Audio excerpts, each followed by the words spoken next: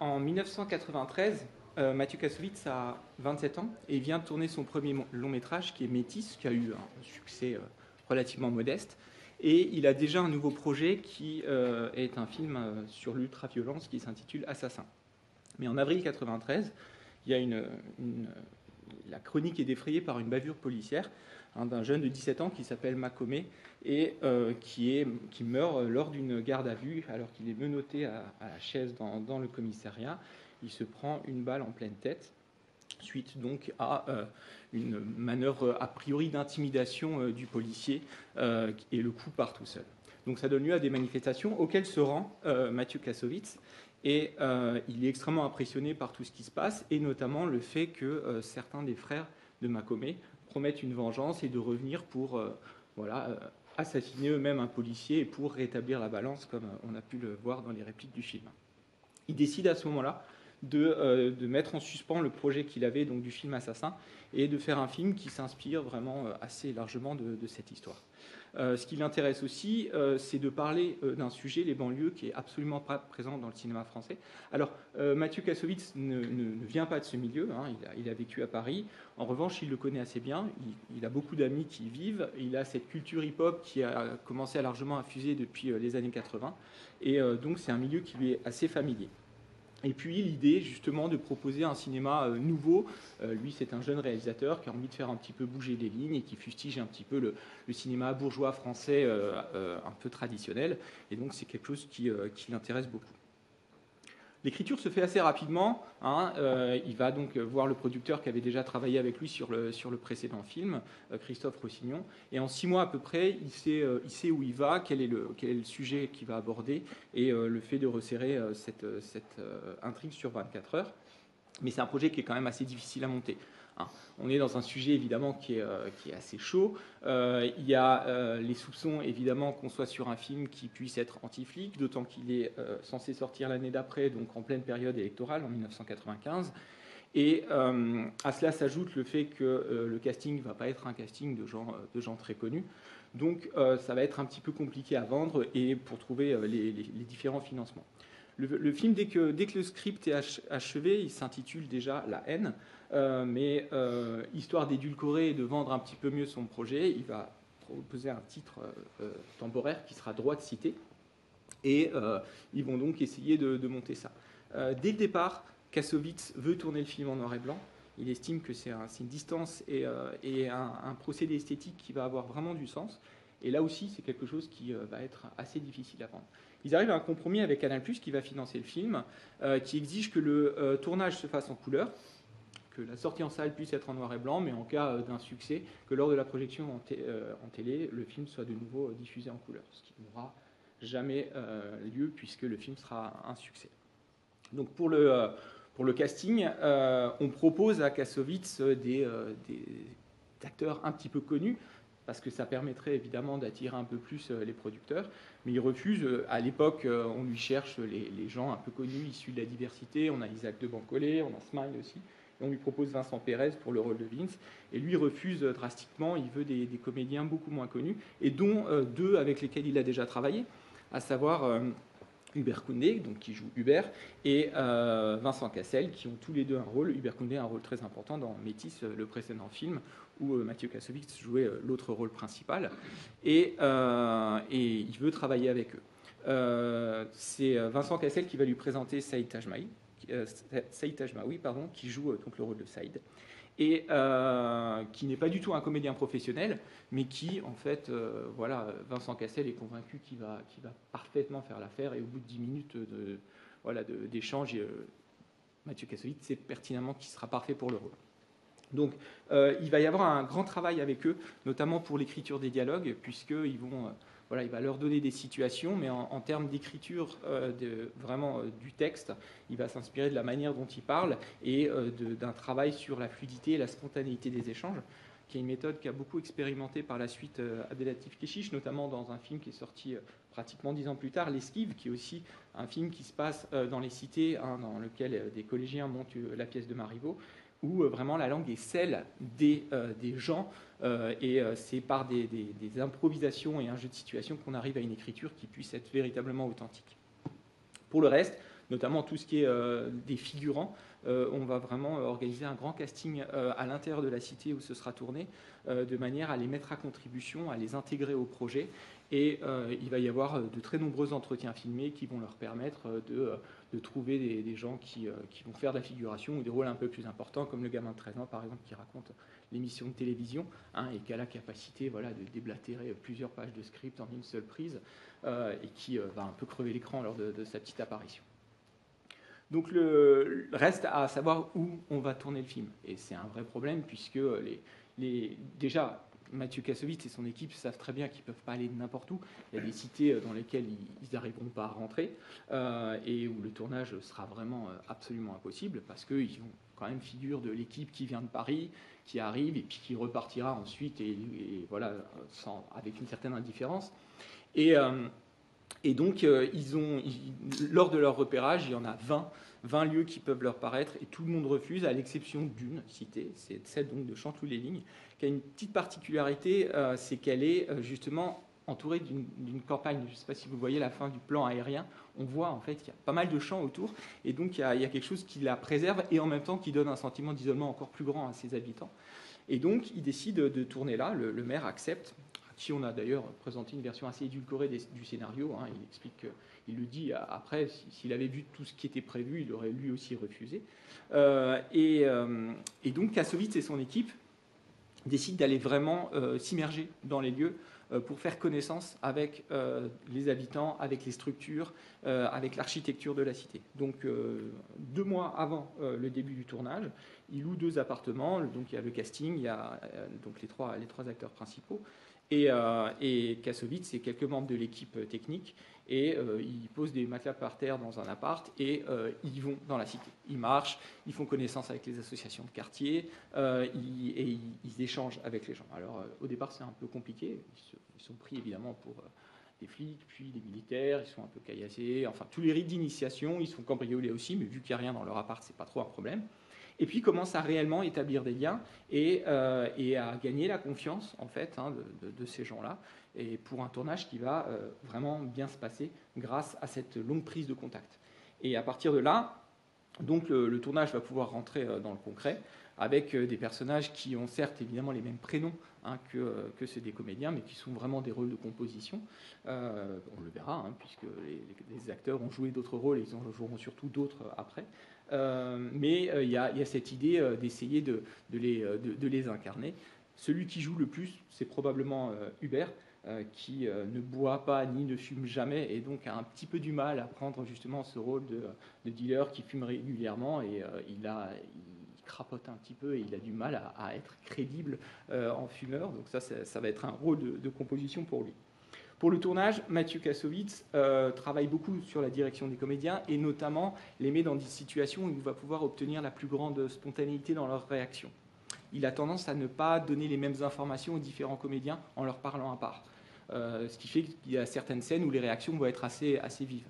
Il explique par exemple lors d'un face-à-face entre Hubert et Vince, il explique à Vincent Cassel que Hubert Koundé va lui mettre un pain et qu'il va falloir qu'il encaisse un petit peu. Et à Hubert Koundé, il lui dit « tu retiens le point au dernier moment ». Ce qui fait que, comme Vincent Cassel s'attend, il y a une réaction vraiment assez vive et qui crée une surprise. Et il va le faire sur plusieurs situations qui vont permettre d'obtenir une véritable vivacité et même une tension. Les scènes avec Astérix qui donnent justement les claques continuellement à Vince, là aussi, il a dit à l'acteur d'y aller franchement pour véritablement énerver Vincent Cassel, qui a réussi à ne pas sortir de son rôle et à vraiment incarner cette situation de tension. Pas mal de scènes sont un peu improvisées. Certaines, quand ça ne marche pas, sont motivées par une petite séance de fumette avant pour détendre l'atmosphère. C'est le cas de la scène chez Darty, par exemple, où on le voit quand on le sait, effectivement, Saïd Tajmaoui vraiment rigole pour un petit peu rien, et c'est une scène qui, la première fois qu'elle est tournée, ne marche pas du tout, et avec ce genre de méthode, ils parviennent à obtenir une certaine spontanéité. Et la scène avec Astérix a été complètement écrite le jour même, c'est le dernier jour du tournage, et en fait, à l'origine, Kassovitz pensait à un type en costard avec sa ligne de coke, un gangster un peu à la Tarantino. Et le jour où la scène arrive, c'est le dernier jour, ils ont le planning complètement terminé. ils ont absolument rien, il n'a pas eu le temps de la réécrire, et donc il improvise totalement, il sait que le type, il le connaît, fait un peu de nunchaku, il lui dit, vas-y, mets-toi en paille, on met des babouches et déliré. Et c'est comme ça qu'ils obtiennent finalement cette scène. L'avant-dernier jour du tournage, c'est la scène où, d'ailleurs, Kassovitz joue le rôle du skin. C'est lui qui joue ce rôle-là. Il aime bien ce contre-emploi qui lui plaît beaucoup. Et il dit que là aussi, il laisse ses comédiens, qu'il a martyrisés pendant plusieurs mois, se défouler un petit peu sur lui, et il s'en donne plutôt à cœur joie. Et il sentira pendant plus d'une semaine le bleu à la tempe du flingue qui lui a été pressé de manière assez insistante. Et cette scène aussi, elle est un peu cathartique pour toute l'équipe des acteurs avec leur réalisateur. Au moment du montage, Kassovitz décide de rejoindre le monteur. Hein. Il est crédité au montage parce qu'en fait, il sait exactement ce qu'il veut. C'est-à-dire qu'il a très peu de rush. Hein. Pour vous donner un ordre d'idée, il a 10 heures de rush pour son film, ce qui est extrêmement peu. Hein. Dans les exemples extrêmes, pour vous donner un ordre d'idée, quand on parlait il y a quelques années d'Apocalypse Now, vous avez fait un gigantesque tournage, ils avaient 230 heures de rush, par exemple. Et que Chiche, pour reparler de lui, pour La vie d'Adèle, il avait 250 heures de rush. Donc on peut avoir une matière colossale. C'est absolument pas le cas. Kassovitz n'a pas multiplié les prises. C'est aussi en raison d'un budget qui est quand même assez resserré. Mais donc il sait exactement ce qu'il veut. Et son premier montage durera 1h50. Là aussi, d'habitude, on a des montages assez longs et puis on réduit au fur et à mesure. Et il coupe seulement 2 scènes. Son producteur, Christophe Rossignol, est vraiment bluffé par le résultat. Il coupe simplement 2 scènes et il décide de le projeter à la presse. Donc il le projette à la presse parisienne. C'est d'ailleurs l'occasion d'une vraie tension entre Christophe Rossignol et Kassovitz, puisque Kassovitz se rend compte que le film projeté n'est pas la version totalement finale et que l'image n'a pas la qualité qui est censée être prévue dans la version finale. Et il veut aller interrompre la projection qui a déjà commencé pour demander aux journalistes de revenir. Et Christophe Rossignol doit lui barrer physiquement le passage en disant « Maintenant c'est lancé, il faut absolument y aller ». Le film se fait déjà remarquer dans cette séance-là, et en fait, il arrive donc aux oreilles du comité de sélection du Festival de Cannes, dont le sélectionneur à l'époque est Gilles Jacob, et qui est extrêmement impressionné par le film et qui décide de le faire rentrer en sélection officielle. À l'origine, il devrait rejoindre la section Un certain regard. Dans la section Un certain regard, c'est une section qui est dévolue au premier et deuxième film généralement, et qui est une espèce d'entrée dans la sélection officielle et qui généralement promet souvent les cinéastes à une carrière future, et ils reviendront un peu plus tard chez les grands en compétition. Et là, en fait, finalement, Gilles Jacob décide de directement mettre le film en compétition, et il représentera la France. Ce qui va propulser l'équipe de Mathieu Kassovitz et tout son casting dans une dimension qu'ils n'avaient absolument pas anticipée.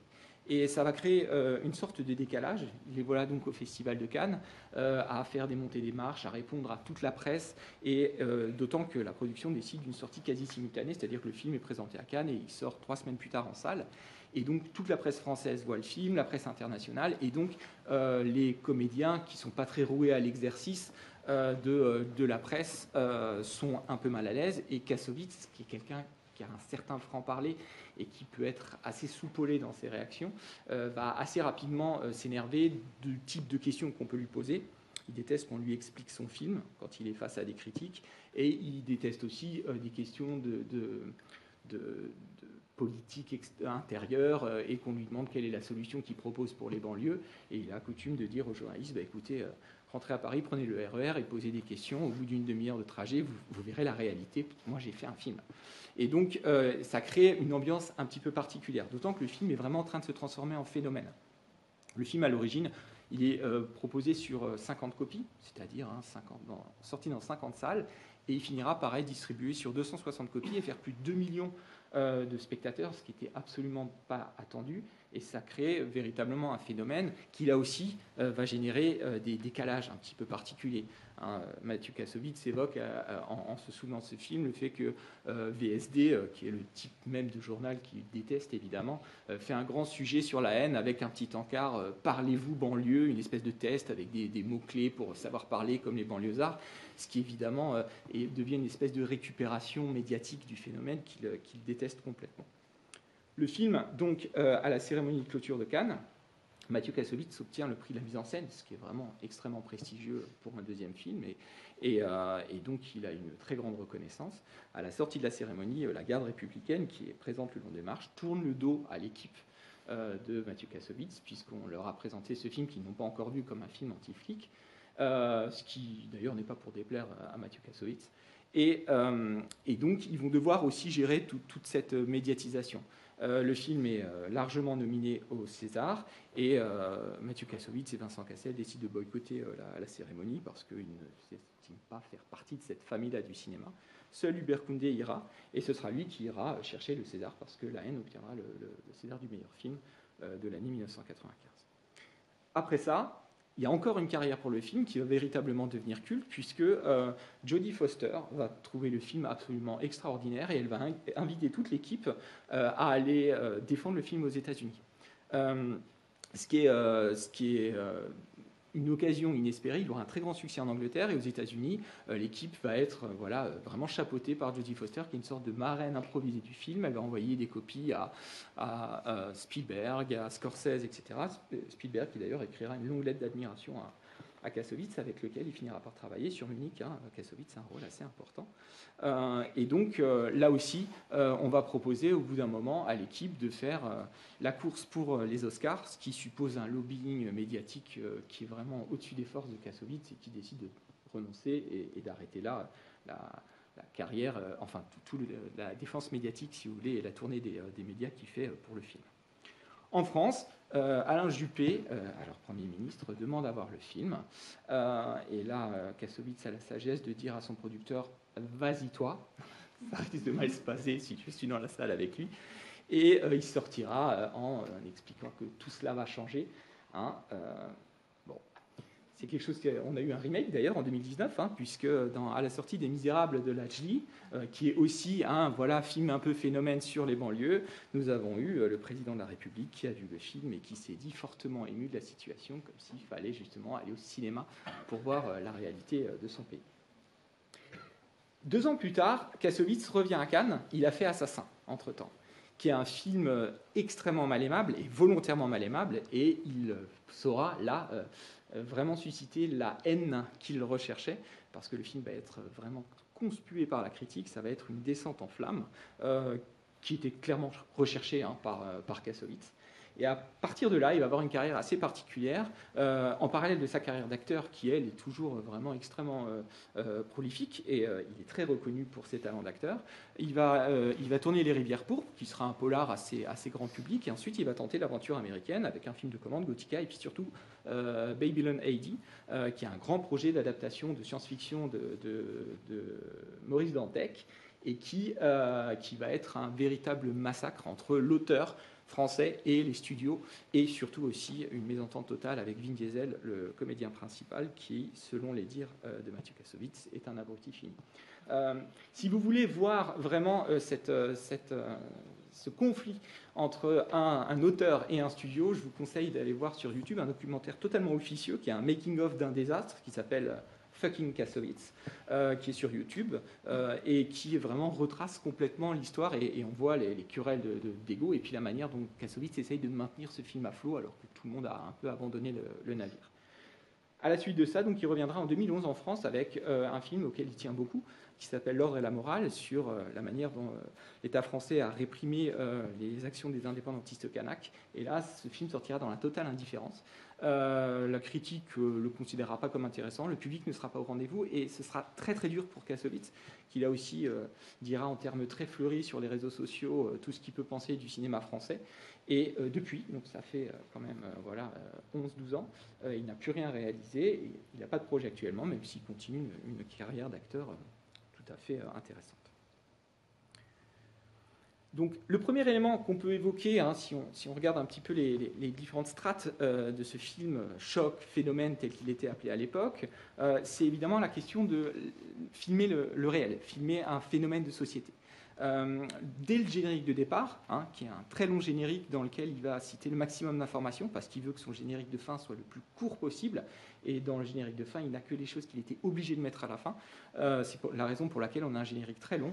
Vous avez des images télévisées, des émeutes qui nous ancrent dans un réel pour bien nous faire comprendre que tout ce dont on va nous parler est quelque chose évidemment qui existe et qui est contemporain. À partir de là, on va avoir une cohabitation de deux éléments qui semblent un petit peu contradictoires. Parce que du point de vue de l'écriture et de l'écriture du réel, on a un film qui va désactiver, surtout dans sa première partie, tout ce qui est du ressort traditionnel du scénario. On filme beaucoup l'oisiveté, on filme beaucoup des gens qui n'ont rien à faire au départ. Hein. Il y a des mouvements de caméra assez lents, il y a des scènes avec des plans fixes où on voit des gens immobiles qui n'ont pas grand-chose à se dire. Hein, et c'est évoqué dès le départ avec ce petit clin d'œil à un sketch qui à l'époque est très connu, celui des inconnus. Hein, tu descends pour quoi faire? Il y a vraiment cette idée, il n'y a rien à faire, mais on va quand même être ensemble pour ne rien faire. Et cette oisiveté, elle nourrit toute la première partie dans un film où on a très peu d'enjeux en fait en termes scénaristiques. On remarquera à ce titre justement la place des femmes, qui est totalement inexistante. Hein. Il n'y a pas de relation homme-femme, les femmes sont des sœurs à qui on dit de rentrer à la maison, et ça c'est Saïd avec sa sœur hein, avant la scène de hip-hop, et dans les deux scènes effectivement qu'on voit dans les familles, donc chez Vince d'abord, et ensuite chez Hubert, on voit des femmes à la cuisine, devant leur machine à coudre, etc. Et elles sont vraiment cantonnées dans un espace. Donc elles sont chacune, les femmes sont d'un côté, les hommes de l'autre, et ça ne sera pas du tout un enjeu. Hein, c'est un film sans romance et sans amour. Et ce que cherche à restituer Kassovitz dans sa manière de filmer le réel va passer aussi par des explorations des différents langages. Vous avez évidemment la langue qui est parlée, hein, et on l'a évoqué, elle a été écrite au contact aussi des comédiens, et c'est d'ailleurs quelque chose qui a valu aussi des difficultés supplémentaires aux producteurs, parce qu'à l'époque, comme souvent pour le cinéma français, on propose le film au CNC, hein, qui est une instance du cinéma français, et qui propose un financement qu'on appelle l'avance sur recette. Sauf que le CNC lit les scénarios et valide. Et le film est retoqué, on dit à Kassovitz, il faut réécrire les dialogues. Ces dialogues, ça ne va pas. C'est des dialogues qu'on a peu vus, qu'on ne connaît pas. Et Kassovitz refuse, ce qui fait qu'ils vont devoir aller chercher, ils n'auront pas l'avance sur recette, donc ça va être un souci supplémentaire en termes de budget. Et ce langage, c'est un langage évidemment extrêmement vivant, assez ordurier bien entendu, et qui est complètement approprié par les différents comédiens. Autre langage, celui des graffitis, hein, qui arrivent à intervalles réguliers et dans lesquels on a des phrases souvent assez comiques, là aussi souvent ordurières, et qui viennent montrer la manière dont les gens se réapproprient l'espace et créent une espèce de folklore local assez typique, si vous voulez. Et donc, cette oisiveté, elle va aussi conduire à une forme de poésie au bout d'un moment. C'est-à-dire que les personnages, du fait du temps long, de l'ennui qui est le leur, vont avoir la capacité de développer certaines choses. Alors il y a les fameuses apparitions des vaches, hein, qui vont évidemment hanter les rêves et la réalité apparemment de Vince. Donc là, les explications que donne Mathieu Kassovitz par rapport à cette vache, déjà c'est une expérience personnelle. Il dit que la première fois qu'il est rentré dans une cité assez jeune, il a vu un chameau et que ça l'avait extrêmement marqué, et qu'en fait, bon, c'était un chameau qui était juste en périphérie d'un cirque qui était sur la place d'à côté, mais c'est une image qui l'avait marqué, et c'est aussi une référence à ses ancêtres. Les grands-parents de Kassovitz étaient des anarchistes, et ils avaient cette phrase de mort aux vaches qui revenait assez régulièrement, hein, donc contre la police, et c'est une façon aussi d'évoquer cet élément-là, cette expression. Et vous avez aussi donc la danse, hein, le hip-hop. Vous remarquez là aussi que Kassovitz prend son temps, il filme assez longuement cette séance-là. Et enfin, le moment où vous avez le DJ, qui est devenu célèbre par la suite, hein, c'est DJ Cut Killer, qui va mettre ses enceintes et proposer une envolée musicale qui va se traduire par ce fameux plan. Faut bien comprendre qu'on est en 1994 au moment du tournage et les drones n'existent pas. Donc là aussi, Kassovitz va se louer un mini-hélicoptère télécommandé sur lequel ils vont fixer une caméra. Ça va leur coûter une part très conséquente de leur budget, mais il a cette séquence-là qui lui plaît beaucoup, qui ne le satisfait pas parce qu'il aurait aimé qu'elle aille jusqu'au bout de la place et qu'on voit d'en haut Vince et Saïd qui regardent en haut. Donc il n'a pas réussi à aller jusqu'au bout, mais en tout cas, elle permet justement quelque chose qui est vraiment de l'ordre d'un moment suspendu. Du point de vue de l'écriture et du récit. L'idée aussi, pour insuffler de la vie et séduire aussi le spectateur, parce que c'est un élément qui, certes on a le réel, mais on a des motifs de séduction, va passer par la comédie. Hein. Le film est très clairement écrit très longuement comme une comédie, avec un trio. Au départ, il avait peur de polariser justement le duo blanc-black ou black-beurre, etc. Et en créant un trio, il va créer une dynamique dans laquelle on va avoir souvent des ruptures d'équilibre. Et c'est quelque chose qui va beaucoup fonctionner, notamment par le personnage de Saïd. Hein, Saïd qui souvent est en arrière, alors que les deux autres peuvent être en train d'être en face à face. Saïd est celui qui commente, qui a un comique de répétition, il répète toujours la même question, il raconte des blagues et il les répète. Et donc il va créer quelque chose. C'est aussi un enfant, comme ils le sont tous. Hein. On le voit dans la scène où il balance les graviers comme un collégien sur celui qui est en train de parler. Et la scène aussi où il est coiffé par Vince. Il y a des moments qui sont très drôles et qui vont contribuer à humaniser les personnages. Les personnages qui sont tous en représentation, là aussi. Il y a quelque chose sur l'immaturité qui est très intéressant chez eux. Il y en a un qui prétend avoir fait un trip en Israël, l'autre qui prétend avoir satisfait une femme toute une nuit durant. On a vraiment des gens qui sont dans la posture, et l'élément comique, c'est de montrer à quel point il y a toujours, ils sont toujours confrontés à l'échec. Hein, ils volent une carte bancaire, mais en réalité, elle ne leur servira à rien. Ils n'arrivent pas à récupérer l'argent chez Astérix. Et évidemment, le bouquet, c'est cette fameuse voiture où, après bien des déboires, lorsqu'il la démarre, personne ne sait la conduire.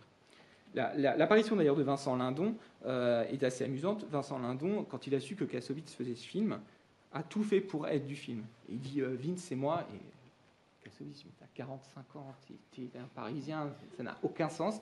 Et il le harcèle en disant je veux un rôle absolument dans ce film. Et donc il lui dit un mec bourré dans la rue. Il fait ouais, je prends. Et donc il arrivera réellement bourré dans la rue. Et il coûtera d'ailleurs à la production un capot de voiture de police parce qu'il s'est particulièrement bien dévoué à cette scène pour bloquer la police. Donc cette comédie-là, hein, elle va contribuer à faire de ces personnages des personnages auxquels on va s'attacher. Et l'autre élément, pour séduire le public, ça va être évidemment la forme et la mise en scène. Kassovitz est très ambitieux sur ce plan-là, et il explique qu'il veut une idée par plan, et que ce qui l'intéresse, c'est vraiment, d'une certaine façon, d'en mettre plein les vues. Le premier point par rapport à ça, c'est l'idée de montrer une espèce de contraste permanent entre les images de la télévision, qui, vous l'avez vu, est présente de manière perlée. D'ailleurs, au début, hein, après ce long générique, on éteint la télévision et on a une belle image de cinéma. Donc on joue sur ce contraste. La télévision, c'est un regard étriqué, hein, carré, une esthétique vidéo qui est assez laide, et avec laquelle d'ailleurs jouent les personnages. Hein. Vous avez remarqué qu'à certains moments, ils sont intégrés, quand ils sont en altercation avec les journalistes, quand ils sont dans le vestibule aussi, ils sont déformés et ils viennent, d'une certaine manière, mettre le bazar à l'intérieur de cette image-là, qui a tendance évidemment à les regarder comme justement des animaux de foire. Et donc, à cela, Kassovitz oppose une image ample, très travaillée graphiquement, le noir et blanc, et en mouvement permanent, avec vraiment une certaine idée de la virtuosité. On va avoir de très nombreux travelling et un goût prononcé pour le plan séquence. Hein, il y a de nombreux travelling arrière où on voit les gens en train de marcher et en train de parler en même temps, ce qui est évidemment supposé une certaine maîtrise de la part des comédiens et de toute l'équipe technique. Et des travelling circulaires aussi où on voit un personnage et la caméra qui tourne autour de lui, ce qui évidemment est toujours quelque chose d'assez ostentatoire et qui va créer un véritable effet. Grand travail aussi sur les travelling latéraux pour présenter, c'est quand on voit Saïd au départ qui regarde tous les policiers qui sont face à lui, et un travail aussi sur le son. Cette scène où ils sont en train de reconnaître de quel type de moteur il s'agit, où vous avez le son qui lui-même est circulaire en même temps que le plan. Et de ce point de vue-là, Kassovitz, dans les scènes de la cité, va chercher à examiner et à investir toute la profondeur de champ.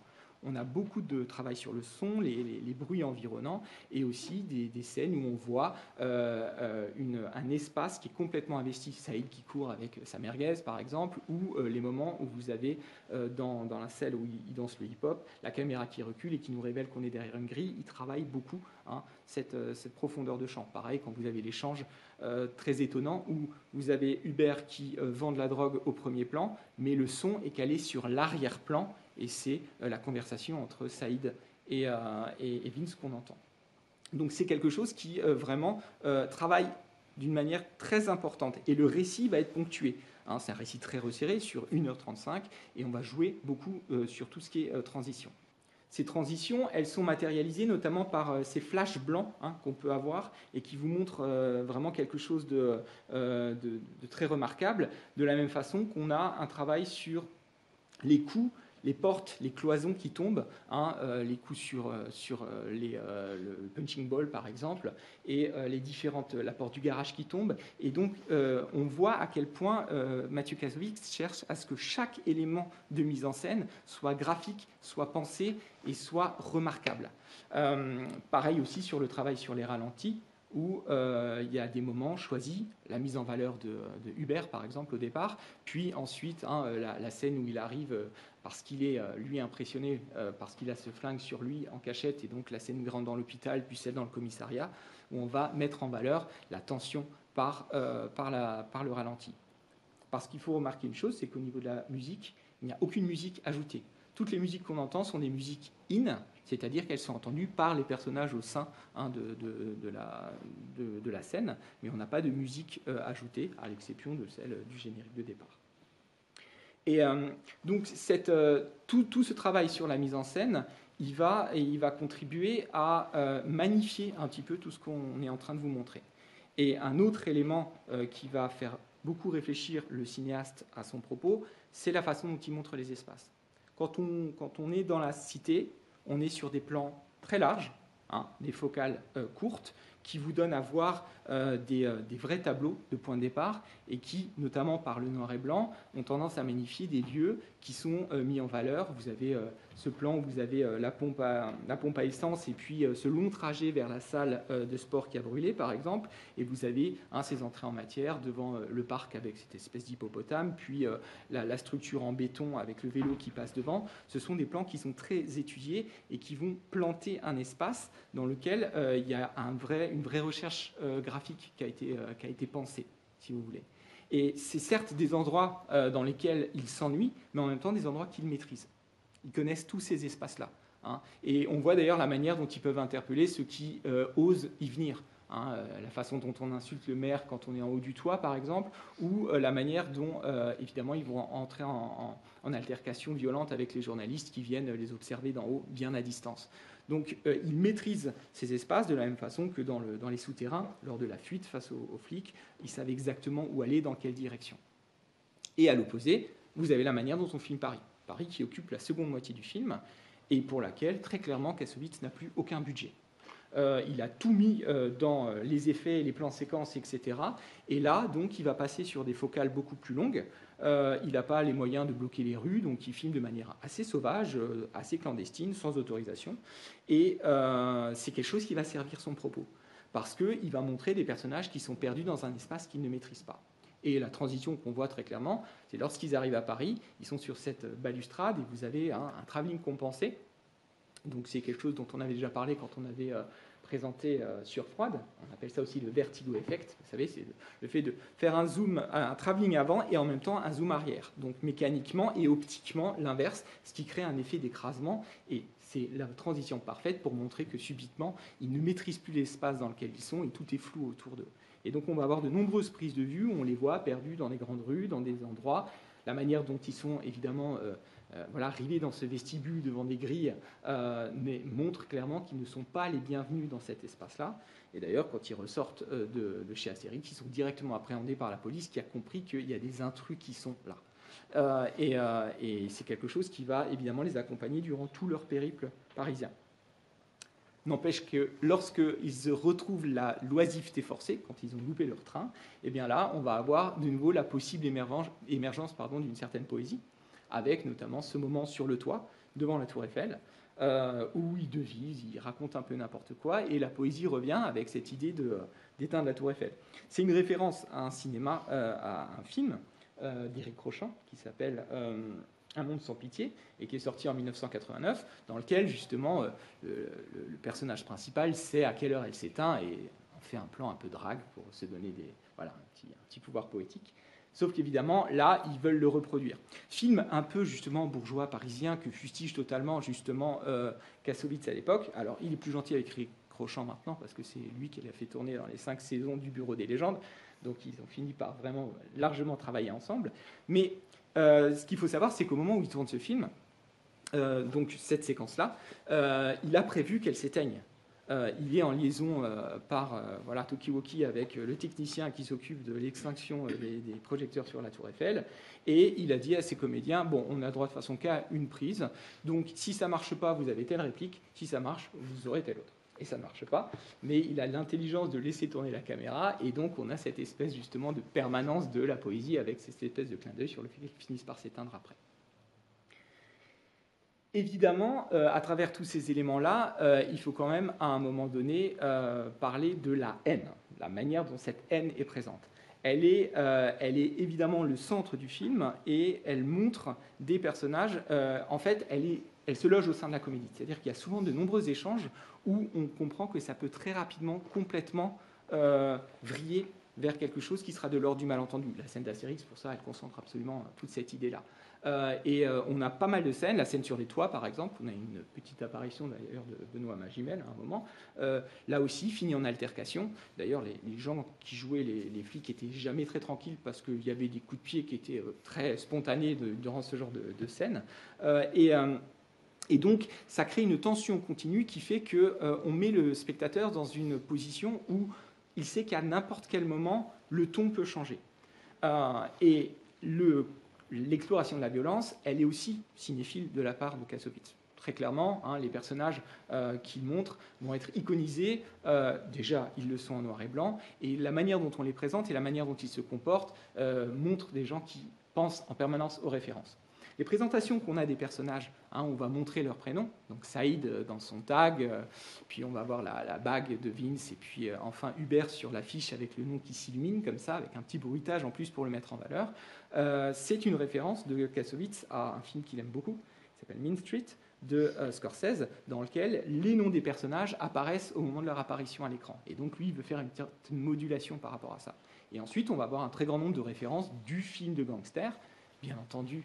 Vous avez le Taxi Driver avec cette imitation de Cassel qui d'ailleurs quand il avait tourné la scène était hyper content parce qu'il disait à Kassovitz après ça c'est bon, j'ai mon moment, ça c'est une scène qui va rester, et c'est vrai d'ailleurs, et on a un certain nombre comme ça justement de références. D'ailleurs la phrase jusqu'ici tout va bien est issue d'un film de John Sturges qui est sorti en 1960 qui s'appelle Les 7 mercenaires, dans lequel Steve McQueen raconte cette histoire. Donc là aussi, c'est un emprunt de la part de Kassovitz. Et on va retrouver aussi les références à Scarface. Le panneau « Le monde vous appartient », c'est une référence au Scarface d'abord, qui est le Scarface de Howard Hawks, qui est sorti en 1932, et puis son remake par Brian De Palma en 1983, où on a vraiment ces deux scènes-là, avec une publicité qui dit à la personne qui le prend pour elle « Le monde vous appartient ».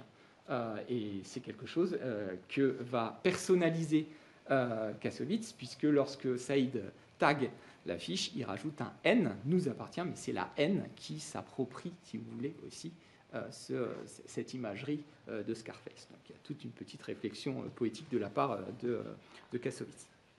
Et cette façon justement de montrer la violence comme un fantasme, elle est particulièrement incarnée par le personnage de Vince.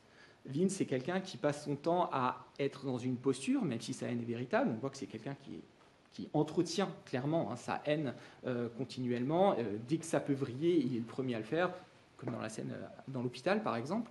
Mais c'est quelqu'un aussi qui se voit comme un gangster et fantasme pas mal de choses. On va le voir justement fantasmer la manière dont il va tirer sur le flic à la fin, et le fait que quand il est tout seul, il aille dans 3 successives salles de cinéma de manière clandestine montre aussi la manière dont il s'abreuve de toute cette espèce de mythologie, avec un écho à la fin où vous avez le petit enfant qui imite ses gestes alors que lui-même est comme un enfant en train d'imiter l'écran. Donc c'est pas tellement qu'il est un modèle pour l'enfant, c'est que l'enfant, c'est un message du fait que le personnage de Vince n'est lui-même encore qu'un enfant dans l'imitation, si vous voulez.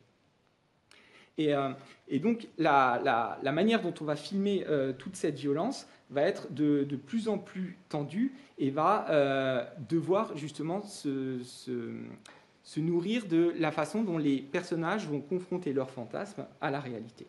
Et c'est là qu'on va avoir un petit ajout dans le scénario de Kassovitz qui rajoute la scène du vernissage d'art contemporain.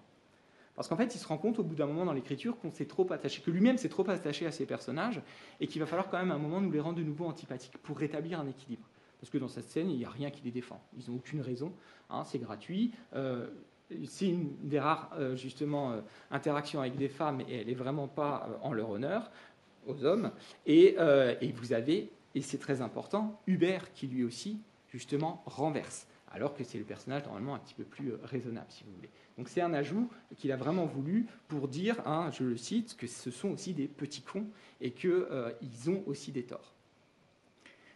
Pour justement accéder à la sincérité et la fragilité de ces personnages, c'est un film qui va filmer les regards. Les regards sont vraiment constants dans le film et c'est des moments dénués de langage dans lesquels les personnages vont révéler qui ils sont réellement. Le premier plan, hein, c'est Saïd qui ouvre les yeux et on le voit regarder. On a un travelling vers lui, puis ensuite un travelling vers le dos de sa tête, quelque chose qu'on retrouvera aussi chez Vince. Et on va souvent filmer les personnages en train de regarder.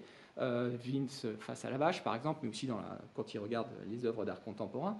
Et on va insister sur la manière dont ils regardent le monde qui les entoure et dont ils se regardent aussi eux-mêmes, puisqu'ils se fantasment souvent hein, avec un flingue devant un miroir. Saïd fera la même chose que Vince. Et vous avez cette scène cruciale dans les toilettes où ils sont tous devant les miroirs et on distribue vraiment une espèce de kaléidoscope. On ne sait plus qui est où et on les voit se parler entre eux, se parler à eux-mêmes et se regarder en train de se parler. Et c'est là que l'intervention de ce vieil homme est particulièrement intéressante parce qu'elle crée une rupture violente. Cette histoire-là, cette anecdote du vieil homme, elle a été racontée à Kassovitz à la fin du tournage de Métis par un ami de l'acteur qui joue là dans ce film et qui lui a raconté exactement de la même manière cette histoire. Et donc, il trouve très intéressant justement de rompre un petit peu le monologue à trois qu'ils ont depuis le début et les obliger à écouter quelqu'un d'autre qu'eux, qui leur parle du passé, qui leur parle et leur fait relativiser aussi par rapport à tout ce qu'ils peuvent vivre eux, et qui crée une histoire drôle, mais qui finit de manière abrupte, extrêmement tragique, ce qui est exactement la structure évidemment du film. Et de ce point de vue-là, on va avoir évidemment une façon de regarder qui est différente. Et très clairement, le personnage d'Hubert, c'est celui qui est le spectateur pour Kassovitz. Il y a de très nombreuses scènes où le regard d'Hubert se dissocie des autres. Il a un regard dans la voiture, par exemple, quand il apprend même que Vince était armé, on le voit vraiment reculer, se dissocier du groupe, et c'est celui qui, à de nombreuses reprises, regarde ailleurs, réfléchit parce qu'il a une maturité et il a un recul par rapport à l'engrenage de la violence qui est en train de se créer autour de lui. Et cette lucidité, ce recul, c'est celui que Kassovitz veut donner au spectateur.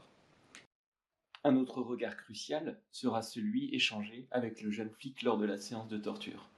Une scène que clairement on nous impose, hein, nous devons la regarder exactement comme ce stagiaire a l'air de devoir la contempler, et c'est une occasion très importante pour Kassovitz de créer un échange silencieux de regards entre le témoin privilégié depuis le début, à savoir Hubert, et ce jeune flic qui ne cautionne absolument pas ce qui est en train de se passer et qui permet de rétablir l'équilibre dans le traitement qu'on fait de la police.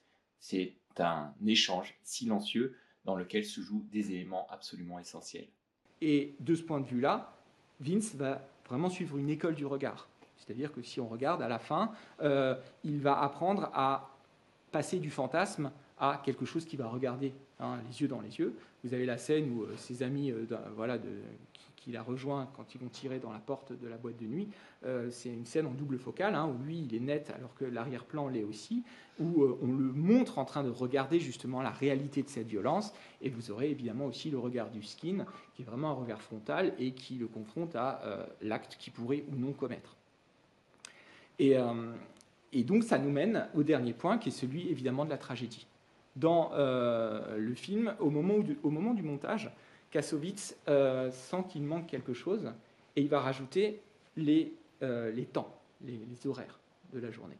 Et là, subitement, avec en plus ce son extrêmement, ce tic-tac assez oppressant, il sait qu'il a réussi à obtenir quelque chose qui va créer une unité de temps. Donc évidemment, alors au départ, ça peut permettre de montrer l'ennui. Hein, le temps passe, il ne se passe rien. Mais on sait aussi que ça crée une imminence et une convergence vers quelque chose. D'ailleurs, le seul moment à l'écran où le temps défile, C'est entre 6h et 6h01, et c'est le moment vers lequel convergeait tout ce récit, à savoir la mort de Vince. Donc cet élément-là nous conduit vers un final extrêmement abrupt, et qui a été bien entendu pensé comme cela par Kassovitz, qui voulait à tout prix prendre le spectateur d'une certaine façon par surprise. Parce que si on regarde la fameuse école du regard dont je vous parlais de Vince, Vince rend le flingue et on a vraiment l'idée que l'histoire est terminée et que quelque chose a été appris, une leçon a été donnée d'une certaine manière. Et le personnage de Notre-Dame, celui qu'on appelle Notre-Dame, a été vu au départ à plusieurs reprises dans la scène d'altercation sur le toit, et là on voit que Vince l'a un peu provoqué, et puis dans la scène où ils interpellent quelqu'un au sol et il brandit son flingue. C'est vraiment le fusil de Tchekhov, le fameux, qui est au départ et qui va faire son retour quoi qu'on fasse. Et cette finalité, elle est absurde parce qu'elle n'a aucune raison d'être. Et la manière dont justement le coup de feu part est vraiment une citation directe de ce qui s'est probablement passé pour l'affaire Macomet et qui montre quelque chose d'enfantin, de stupide, d'où l'état d'hébétude du flic à la fin. Et qui conduit à quelque chose qui se passe sans justement mise en scène. On a un contre-champ et on voit le cadavre de Vince au sol. C'est une réaction de Mathieu Kassovitz à un film qu'il avait vu sur les banlieues, un film américain des frères Hughes qui s'appelle Menace to Society, et dans lequel, à la fin, le personnage principal meurt dans une fusillade, mais à grand renfort de ralenti et de quelque chose d'extrêmement spectaculaire, et il trouvait que c'était obscène et que ça n'allait pas. Et donc c'est aussi sa réponse à ce traitement-là dans ce final. Et donc les regards reviennent à la fin. Un regard quasiment extra-lucide de la part d'Hubert qui, avant même que la voiture arrive, sent l'imminence de quelque chose et fait machine arrière. Et ensuite, bien entendu, la façon dont on va fermer les yeux. En fait, quand on revoit le film, on se rend compte que très, très souvent les personnages ferment les yeux. Et dès le début, d'ailleurs, Saïd a les yeux fermés. Ce qui crée un effet de boucle. Dans le film, il a les yeux fermés, il les ouvre, et on a plusieurs fois le personnage d'Hubert qui ferme les yeux aussi par refus de ce qu'il est en train de voir quand il constate la violence autour de lui. Et donc les yeux qui se ferment de la part de Saïd créent un hors-champ sur ce qui va se passer dans la déflagration finale. Mathieu Kassovitz a fait pleurer un journaliste à Cannes qui lui expliquait que son film était anti-flic, puisqu'à la fin, il était quand même vengé, puisque Hubert tuait un flic. Et il disait, mais d'où vous avez vu qu'Hubert tue un flic? On ne voit pas ce qui se passe. On ne sait pas si on a 2 coups de feu simultanés, on ne sait pas si on n'en a qu'un, on ne sait pas ce qui se passe. C'est un final en suspens. Et qui évidemment est très intéressant parce qu'il dit beaucoup de choses. Il dit d'une certaine façon qu'on n'en peut plus de voir cette violence et qu'on a envie d'arrêter de regarder. On ferme les yeux, on n'en peut plus. Et il dit aussi que quel que soit le coup de feu, dans quelque ordre que ce soit, c'est une défaite pour tout le monde. Et qu'il ne s'agit pas de dire qu'il y a vengeance. Non, parce que cette histoire de balance, de rétablir la balance, elle était de toute façon faussée de la part de Vince et il le savait au bout d'un moment. Donc il n'y a pas d'équilibre dans justement cet engrenage de la violence. Et cet écran noir final, avec un générique le plus court possible, c'est aussi justement un nouveau retour sur cette fameuse question de l'invisibilité. On a vraiment aussi ce message final de Kassovitz qui a voulu évidemment cesser de regarder la violence en face, qui a voulu aussi nous rendre sensibles et susciter chez les spectateurs une forme d'indignation, avec une pudeur à la fin par rapport à cette image frontale de la violence, et qui a aussi réussi pendant tout son film, par tous les moyens qu'il a déployés dans sa mise en scène, à faire en sorte que ceux qui sont d'habitude des petites photos dans des cadres de télévision avec un grain vidéo assez dégueulasse, eh bien, soient devenus des êtres vivants, des êtres qui nous ont fait rire, des êtres qui nous ont donné un petit peu un état des lieux de ce qui se passe.